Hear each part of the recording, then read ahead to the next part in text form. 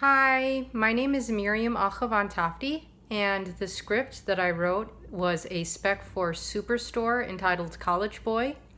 So this is not the first script I've written. I've written quite a few by now. And my process for writing a script is very methodical. Actually, when I was sitting down at the computer and typing, it took only about 15 hours to write my rough draft. However, before I could write that rough draft, I watched every single episode of Superstore, and some of the choice episodes I really liked. What I did was I played them on my computer, but I turned the computer in the opposite direction so I couldn't see what was going on, and I could only hear the dialogue, so I could really understand the voices of each character.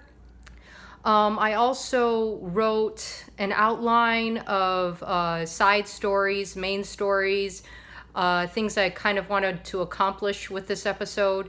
So me sitting down in the chair, yes, the rough draft was done in one day.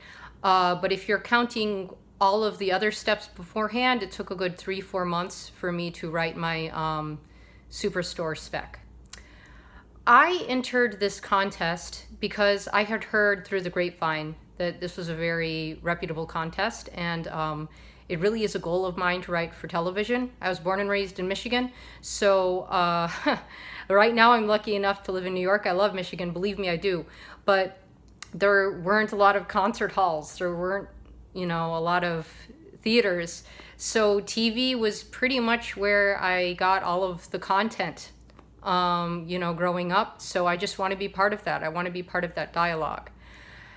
If I could write for any TV show that's on right now, surely one can't go wrong with The Daily Show or SNL, of course. But I tend to think myself in narrative rather than one-liner jokes. And if I could write for any show, it would be Mom. I think it's a show that it's very decent, and it has a beautiful message. And it delivers that message of the importance of sobriety and taking responsibility for one's actions in a very palatable way.